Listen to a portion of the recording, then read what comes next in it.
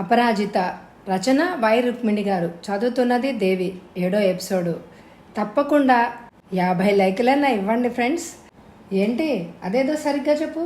Paper పక్కన పెట్టేసి పడక కుర్చీలోంచి లేచి కూర్చొని కుతూహలంగా భార్య వైపు చూశారు ఆయన. మన రేణుకి ఇప్పుడు 3వ నెల అండి. ఇంకొక 6 నెలల్లో మీరు తాత కాబోతున్నారు. మనవడో మనవరాలో పుట్టబోతున్నాడు. కళ్ళల్లో సంతోషం నిండించుకుంటూ అన్నది. కేశవరావు గారి గుబురు మీసాల చాటున అంతులేని సంతృప్తి, అమితమైన సంతోషాన్ని చాటే చిరునవ్వు ఒకటి దోబూచులాడింది. విషాదంలో ముకిలించుకుపోయి ఉన్న ఆమె ముఖం ఆనందంతో విప్పారింది. ఎంత మంచి వార్త చెప్పావు దేవి, అదృష్టం మనని పూర్తిగా మర్చిపోలేదు ఓయ్ అన్నారు హుషారుగా. ఆయన హుషారు చూస్తుంటే శ్రీదేవమ్మ మనసు ఉసూరుమంది. ఈ విషయం తెలిస్తే మన రవిచంద్ర మనసు కొంతవరకైనా మారి తీరుతుంది. ఇప్పుడే బొంబాయి ఉత్తరం రాసేస్తాను. చూడు, గర్భిణీ స్త్రీలు తీసుకోవాల్సిన జాగ్రత్తలు అవి నీకు బాగా తెలుసా? తెలియకపోయినా మన పెద్దదాసి శాంతమ్మకు ఈ విషయాలన్నీ అవసరం వస్తే కాన్పు కూడా చేయగల దాది అది. రేపే అమ్మాయిని తీసుకెళ్ళి డాక్టర్ చూపించు, అవసరమైన మందులు అవి రాసిస్తుంది అన్నారు ఆయన. నిట్టూర్చింది శ్రీదేవమ్మ. ఆమెను పరిశీలనగా గమనించినట్లయితే ఆ నిట్టూర్పు ఎంత భారంగా ఉందో కనిపెట్టగలిగేవారు ఆయన. కానీ ఆయన ఆమె వైపు చూడలేదు. ఏవేవో ఊహలతో తనలో తాను ముసిముసి నవ్వులు నవ్వుకుంటున్నారు. అబ్బాయికి త్వరగా రాసేయండి. సుధాకర్ విషయం ఏమి ఆలోచించింది? వివరంగా తిరుగుటపాలో మరీ వ్రాయండి అన్నది. ఇదిగో ఇప్పుడే రాసేస్తాను. ఈ శుభవార్త వింటే మనిషి కాస్త గాడిలో పడతాడు అని అనుకుంటున్నాను ఆశాపూర్వకంగా అంటూ పడక కుర్చీలోంచి లేచి తన గది వైపు నడిచారు కేశవశర్మ గారు. తికమక పడిపోతున్న మనస్సుతో దారి తెన్ను తోచని ఆలోచనలు ఉప్పెన్నగా లేవతీస్తుండగా మనసుతో పాటు శరీరం కూడా వశం తప్పిపోగా అలా ఎంతసేపు కూర్చుండిపోయిందో శ్రీదేవమ్మ.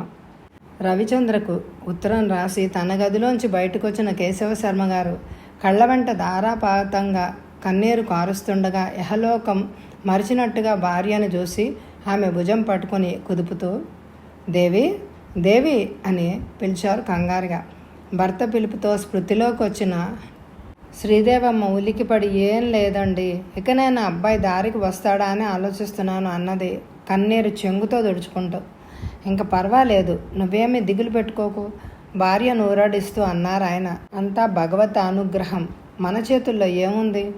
ముఖంలోని భావాలను భర్తకు కనిపించనీయకుండా జాగ్రత్త పడుతూ కుర్చీలోంచి లేచి వెళ్ళిపోయింది శ్రీదేవమ్మ.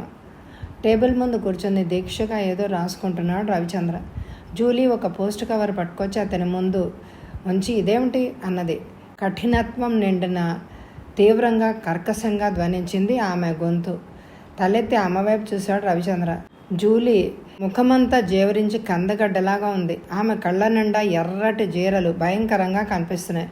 మనిషి నిలువెల్లా వణికిపోతోంది. 2-3 మాటలు అనుభవం ఉన్నందువల్ల ఆమెకు ఫిట్ రాబోతోందని తెలుసుకున్నాడు రవిచంద్ర. అలాంటప్పుడు ఆమెను సాధ్యమైనంత వరకు సాత్విక వచనాలతో శాంతింపచేయాలని థామస్ చెప్పాడు అతనికి. చాలాసార్లు ఆమె ఇలాంటి పరిస్థితుల్లో లాలించి ఫిట్ రాకుండా నివారించగలిగాడు రవిచంద్ర. ఏంటి జూలీ, ఏమిటైంది? ఉత్తరాన్ని అందుకోబోతూ అతి ప్రశాంతంగా అడిగాడు. చటుక్కున చెయ్యి వెనక్కి పెట్టేసుకుంది జూలీ. చిన్నగా నవ్వాడు రవిచంద్ర. పోనీ నువ్వే దాచుకో అన్నాడు. కోపంతో, ఆవేశంతో, ఉద్రేకంతో ఆమె ఎడద ఎగిసి పడుతోంది. ఆడపుల్లిలా చూస్తున్నట్టు చూస్తోంది అతని వైపు. నువ్వెంత మోసగాడివి చందర్, అబద్ధాలతో నన్ను నమ్మించి ఎంత నాటకం ఆడావు? మీ ఇండియన్ లేడీ, అదే నీ ఇండియన్ లేడీ నన్నెంత అన్యాయం చేసింది. నువ్వు చెప్పినవన్నీ నిజాలైతే నీ ఇండియన్ లేడీ శుద్ధ వ్యభిచారిణి అన్నమాట. కానీ ఆమె వ్యభిచారిణి అంటే నేనే నమ్మలేకపోతున్నాను. ఇదంతా నీ తంత్రం, నువ్వు చేసిన దగాకోరువు, డెవిల్ ప్రవృత్తి కలవాడివైన నిన్ను నమ్ముకొని నా బిడ్డను పూర్తిగా అన్యాయం చేసుకున్నాను. నా హృదయాన్ని నలిపి పారేశావు. నా జీవితాన్ని ముక్కలుగా చేసేశావు. జూలీ కంఠంలో తీవ్రత క్రమంగా తగ్గిపోయి మాట గొణుగుడులో పడిపోయింది. ఆమెను పట్టుకున్న రవిచంద్ర చేతుల్లోనే కొయ్యబారిపోయింది. చైతన్యహీనంగా కొయ్య బొమ్మలా ఉన్న ఆమె శరీరాన్ని అతి ప్రయత్నం మీద బెడ్ మీదకు చేర్చాడు రవిచంద్ర. అతనెంత ప్రయత్నించి సరిచేద్దామన్నా ఆమె కాళ్ళు చేతులు సరైన పొజిషన్లోకి రాలేదు. అంతకంతకు నల్లబడిపోతున్న ఆమె శరీరాన్ని చూస్తూ కంగారు పడిపోయాడు రవిచంద్ర. వెంటనే థామస్కి ఫోన్ చేసి జూలీని హాస్పిటల్కు తీసుకువెళ్ళి ఏర్పాట్లు చేయసాగాడు. ఆపరేషన్ థియేటర్ ముందున్న బల్లపై కూర్చుని ఉన్న రవిచంద్ర మనసులో లేదు. జూలీకి ఫిట్ ఉధృతం కాస్త తగ్గినా జూలీ స్పృహలోకి రాలేదు. అచేతన స్థితిలోనే ఉంది. ఆ స్థితిలోనే ఆమెకు నొప్పులు ఆరంభం అయ్యాయి. దానితో పరిస్థితి బాగా విషమించింది. వెంటనే ఆపరేషన్ చేసి బిడ్డను బయటకు తీయకపోతే పెద్ద ప్రాణానికే ముప్పు వచ్చే పరిస్థితి ఏర్పడింది. తక్షణం ఆపరేషన్ థియేటర్కు తరలించాడు జూలీని. థియేటర్ బయట ఉండిపోయిన రవిచంద్ర మనసు ఆవేదనతో నిండిపోయి అస్తవ్యస్తంగా తయారైంది. ఏమవుతుందోనన్న ఆందోళనతో అతని హృదయం వణుకుతోంది. జూలీ తాను గడిపిన జీవిత సంఘటనలన్నీ అతని తలుపుకు వస్తుంటే జూలీ జూలీ అంటూ మౌనంగా తనలో తానే ఆక్రోశిస్తోంది అతని గుండె. జూలీని తాను కలుసుకున్న దగ్గర నుంచి జరిగిన స్మృతులన్నీ అతని మనసులో సినిమా రీల్లాగా తిరగసాగాయి. కాలిఫోర్నియాలో తొలిసారిగా ఆమెను చూసి కలిసి చేసిన విహారాలు, వినోద యాత్రలు, నా పెళ్ళి ఇండియన్తోనే జరగాలని మా థామస్ ఆకాంక్ష, ఏదైనా నా గాఢమైన కాంక్ష కూడాను అంటూ తన హృదయాన్ని స్పృశించిన జూలీ మాటలు నీవే నా సర్వస్వం అన్నట్లు మీనాల్లాంటి మెరిసే కళ్ళతో ఆమె చూసిన చూపులు, ఆమె తల్లిదండ్రులు అల్లుడిని తమ దేశంలోనే ఉంచుకోవాలని, నేను చందర్తో ఇండియాకే వెళ్ళిపోతాను అని ఆమె ప్రకటించిన దృఢ నిశ్చయము, అతి సున్నితంగా ఉన్న వేళ్లతో మృదువైన ఆమె తన వేలికి వెడ్డింగ్ రింగ్ తొడగడము, సిగ్గులు చిందిస్తూ తన మెడలో దండవేయడము, వయ్యారంగా తన ఒడిలో వాలిపోతూ ప్రణయ సాగరంలో ఓళ్ళలాడించిన తీరు, గర్భవతిని తెలుసుకున్నప్పుడు అమాయకమైన ఆనందంతో గిరగరా తిరుగుతూ నేను నీ బిడ్డకు తల్లిని అవుతున్నాను చందర్ అంటూ తనను చుట్టేయడం, ఇలా ఆమెతో కలిసి గడిపిన ప్రతి క్షణము గుర్తుకొస్తూ జూలీని విలియం చేతుల్లో చూసే వరకు వచ్చి హఠాత్తుగా మసక బారసాగింది అతని స్మృతి పథంలో. హఠాత్తుగా మెదడంతా అంధకారం ఆవరించి అంతవరకు విరబోసిన జాజి తీవలాగా, చల్లని వెన్నెల ముద్దలాగా, మల్లెల మాలలాగా, అమృత సోనలాగా మెదిలిన జూలీ ఇప్పుడు వికృతంగా నవ్వుతున్న వికృత పిశాచంలాగా కనిపించింది. ఆ స్మృతి అసలు మనసులోకి రానివ్వకూడదని శతవిధాలా ప్రయత్నించాడు. కానీ విఫలుడయ్యాడు. ఏమైనా జూలీ బ్రతకాలనే కోరుకుంటోంది అతని మనసు. ఆమెకు ఏ ఆపద వాటిల్లకూడదనే ఆ ఆపద సమయంలో దైవాన్ని అర్థించాడు అతని మానవ హృదయం. ఈ డెలివరీ జూలీకి ఆఖరి గడియల్ లాంటిది. థామస్ అన్న మాటలు పదే పదే అతని చెవుల్లో ప్రతిధ్వనించసాగాయి. ఆ సమయంలో ఫిట్ వస్తే ఆమె బ్రతికే అవకాశాలు చాలా తక్కువ. అది మృత్యు హెచ్చరికలాగా అతని హృదయాన్ని జలజరింపజేసింది. నేను నా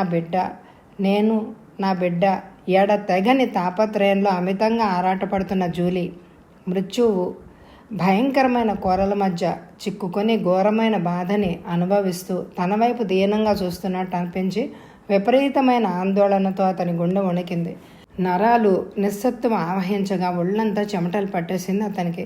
నైట్ క్లబ్లో దృశ్యాన్ని చూసినప్పటి నుంచి ఈ 5 రోజులు జూలీ ముఖమైన చూడకుండా గడిపేశాడు అతను.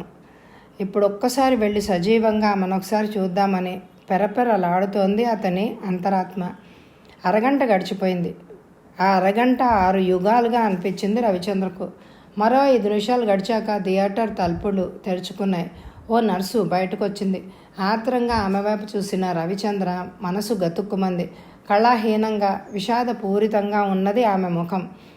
ఆమె రవిచంద్ర దగ్గరగా వచ్చి మిమ్మల్ని డాక్టర్ గారు పిలుస్తున్నారు అంది. చటుక్కున లేచి గబగబా థియేటర్లోకి వెళ్ళాడు అతను. లోపలికి వెళ్తుంటే క్యార్మని పసిబిడ్డ ఏడుపు వినిపించింది. ఒక్క క్షణం అతని హృదయంలో ఏదో మధుర అనుభూతి ధ్వనించింది.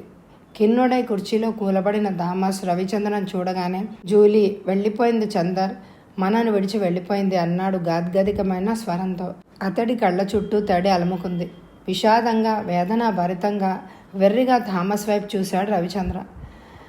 అతని దృష్టి మెల్లగా థామస్ ముందున్న ఆపరేషన్ వార్డు వైపు మళ్ళింది. యాంత్రికంగా బోర్డు దగ్గరికి వెళ్ళాడు. తెల్లటి దుప్పటి క్రింద ప్రశాంతంగా నిద్రిస్తున్నట్టుంది జూలీ ముఖం. ఆమె ముఖంలో మునుపెన్నడూ అతను చూసి ఎరగని ప్రశాంతత గోచరించింది రవిచంద్రకు.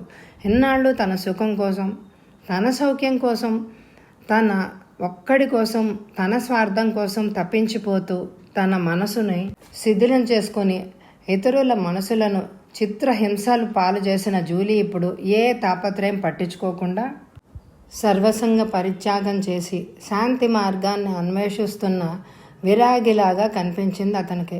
ఇహలోకం వదిలి పరలోకంలోకి వెళ్తూ ఆమె తన ముఖాన్ని మరో పద్ధతిలో అలంకరించుకున్నట్లు అనిపించింది. అలా ఆమె మొహం కేసి చూస్తుంటే, క్షమించు చందర్, ఏదో పిచ్చిగా ప్రవర్తించాను, ఇప్పుడు పరమార్థాన్ని తెలుసుకున్నాను అన్నట్లు అనుభూతి కలిగింది.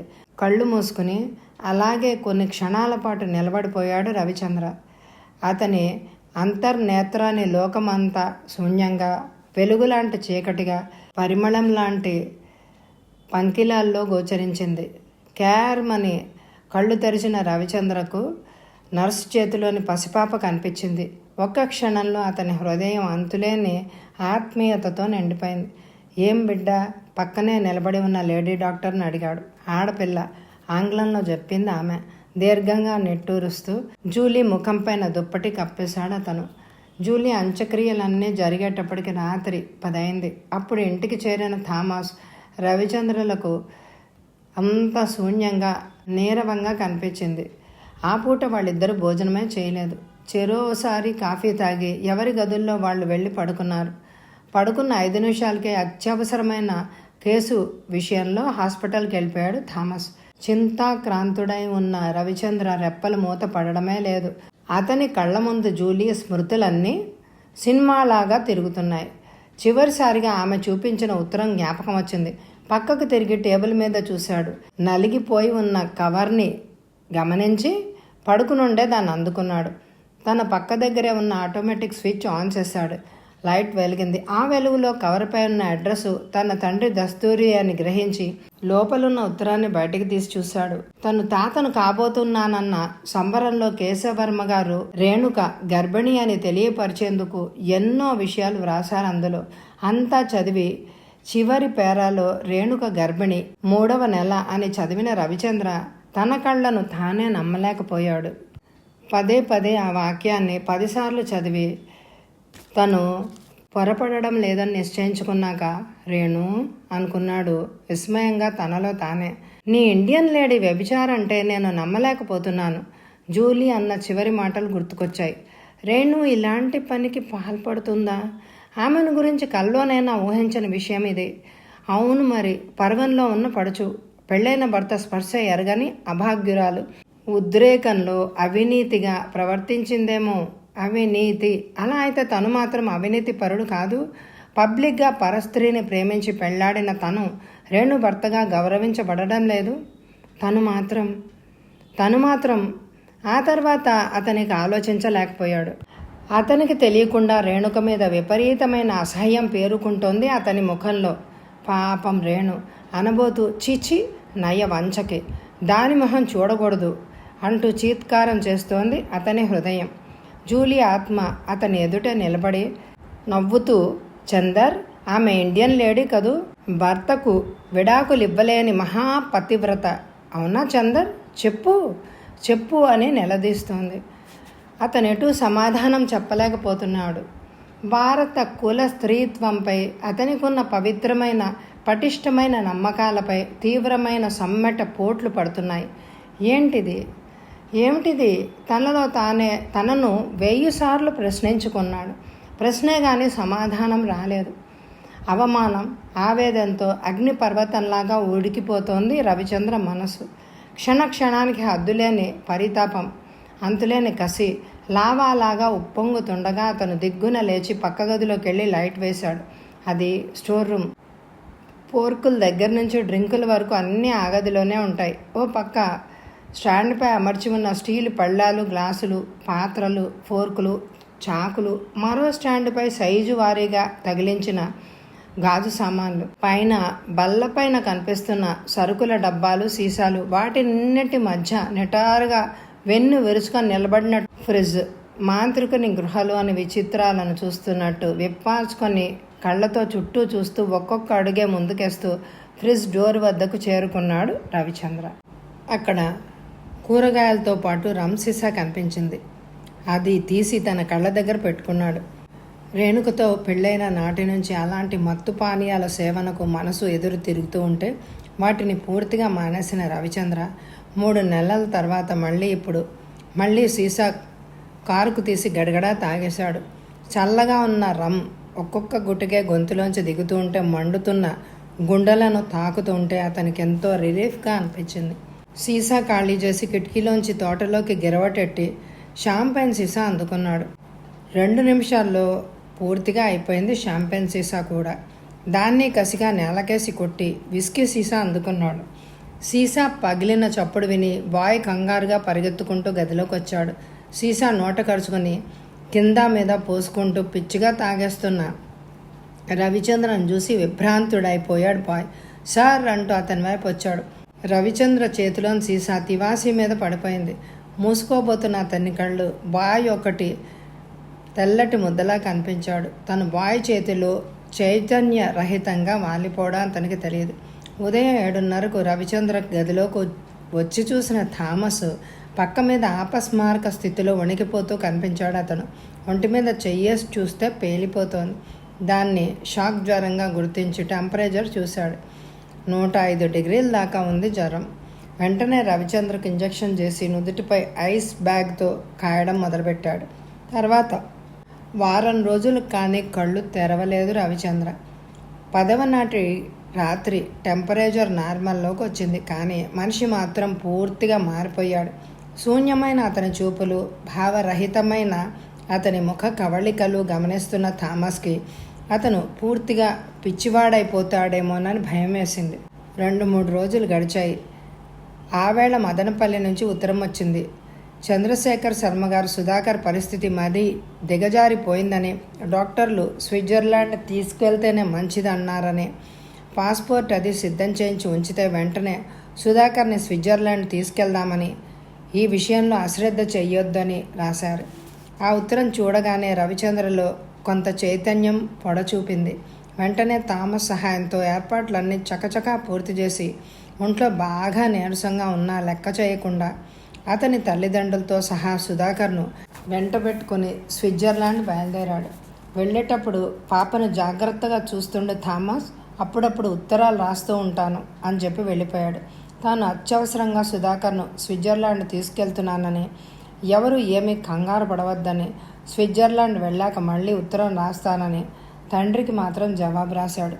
ఆ జాబులో మనసంతా ఉగ్గబట్టుకొని రేణుక గర్భిణి అని తెలిసి సంతోషిస్తానని, ఆమెను ఆరోగ్య విషయంలో జాగ్రత్తగా ఉండమని చెప్పమని రాద్దామని ఎన్నోసార్లు మొదలుపెట్టి ఆ వాక్యాన్ని పూర్తి చేయలేక కొట్టేశాడు. ఉత్తరం రాసినంతసేపు అతని గుండెలో రేణుక మెదులుతూనే ఉంది. కానీ ఆ ఉత్తరంలో చూచాయగానైనా ఎక్కడ రేణుక ప్రస్తావన తేలేకపోయాడు. రవిచంద్ర స్విట్జర్లాండ్ ఆ మర్నాడు బయలుదేరతాడు అనగా ఆ రోజు సాయంత్రం తోటలో కూర్చుని అతని వద్దకు వచ్చిన థామస్ కొంచెం ఎడంగా తను కూర్చుంటూ, రేపే నీ ప్రయాణం కదూ చందర్ అన్నాడు. ఏదో ఆలోచనలో ఉన్న రవిచంద్ర అవును అన్నాడు ముక్తసరిగా. థామస్ కళ్ళు చెమర్చాయి. రవిచంద్ర వైపు దీనంగా చూస్తూ, ఇదే కడసారి వీడ్కోలా అన్నాడు. అతని కంఠం రుద్ధమైంది. 2 కళ్ళు మూసుకుని చెయ్యి అడ్డం పెట్టుకున్నాడు. విభ్రాంతుడైన థామస్ వైపు చూశాడు రవిచంద్ర. ఏంటి థామస్ నువ్వు అంటుంది? కర్చీఫ్తో కళ్ళు తుడుచుకున్నాడు థామస్. ఇక నువ్వు ఇక్కడికి రావు కదా చందర్? అతనికేం సమాధానం చెప్పాలో వెంటనే తోచలేదు రవిచంద్రకు. మన అనుబంధం అంతటితో అంతమైపోతుందా? మళ్ళీ థామసే అన్నాడు. అతని గొంతు కొద్దిగా వణికింది. ఎందుకిలా అడుగుతున్నావు థామస్? నిర్లిప్తంగానే అన్నాడు రవిచంద్ర. 2 క్షణాలు రవిచంద్ర కళ్ళలోకి తదేకంగా చూశాడు థామస్. నీలాంటి అమృత హృదయాన్ని వంచి నీతి అనేదే మర్చిపోయి, సర్వస్వమైన శీలాన్నే కోల్పోయి, భ్రష్టురాలుగా పాపాల కుప్పగా జూలీ నీ స్మృతిలోంచి సంపూర్తిగా తుడిచే చందర్. కానీ పాప నీ రక్తాన్ని పంచుకు పుట్టిన బిడ్డ, అన్నము పుణ్యం ఎరగని పసిగందు, పరమాత్మ ప్రత్యక్ష స్వరూపం. పాప మీద అసహ్యాన్ని విరక్తిని పెంచుకోకు. పాపకు తల్లి ఎటూ లేదు. ఆ పసికున్నకు తండ్రి ప్రేమను కూడా కరువు చేయొద్దు. సచ్చరితుడైన నీ రక్తం పాపలో ప్రవహిస్తోంది. పాప ఎప్పటికీ జూలీ కాలేదు చందర్. ప్రాణం కంటే పవిత్రతకే విలువనిచ్చే భారత నారిగా పెరుగుతుంది. నా మాట నిజం చందర్. ఊపిరి పీల్చుకోవడానికి ఆగాడు థామస్. అతని చూపులు రవిచంద్రను దీనంగా అర్థిస్తున్నాయి. గంభీరంగా నెట్టూడ్చాడు రవిచంద్ర. పాప నా పాపే థామస్. నా గుండె నుండి విడిపడ్డ ఒక తునక. పాపను ఎప్పటికీ ఉపేక్షించను. కల్లో కూడా పాప మీద విరక్తి అసహ్యం పెంచుకోను. నన్ను నమ్ము, శంకించకు అన్నాడు. ఆర్ద్రమైన దృక్కులతో కృతజ్ఞత తెలుపుకున్నాడు థామస్. అతని చూపుల్లో ఇష్ట దైవాన్ని హృదయపూర్వకంగా అంజలి సమర్పిస్తున్న భావం యుక్తమైంది. దైవత్వం సొంతం చేసుకున్న మహా మనిషివి చందర్ నువ్వు. ఎందుకంటే ఏమీ చెప్పలేకపోతున్నాను అన్నాడు. నేను స్విట్జర్లాండ్కి వెళ్ళి వచ్చే వరకు పాపను నీ దగ్గరే జాగ్రత్తగా పెంచు. ప్రతి వారం స్విట్జర్లాండ్కు ఉత్తరం రాస్తూ ఉండు. సుధాకర్ పూర్తిగా కోలుకున్నాక వచ్చేస్తాం. అలాగే చందర్, అలాగే. నీ బిడ్డను కంటికి రెప్పలాగా పెంచుతాను నేను. ఒక ఇండియన్ ఆయాని కుదిర్చి అచ్చు ఇండియన్ బేబీ లాగానే తీర్చిదిద్దుతాను. గతం అంతా ఒక పీడకలగా విస్మరించేయి చందర్. దివ్యమైన, పవిత్రమైన, నిర్మలమైన, మనోహరమైన జీవితం కోటి వెలుగులతో నీ ముందు పరుచుకున్నది. అనవసరంగా మనసును అశాంతిమయం చేసుకోకు.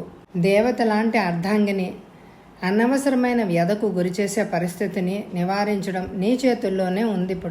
ఇప్పటికే జూలీ మూలంగా ఆమె దుర్భర క్షోభ అనుభవించే ఉంటారు. రవిచంద్ర కళ్ళు ఎర్రబడ్డాయి.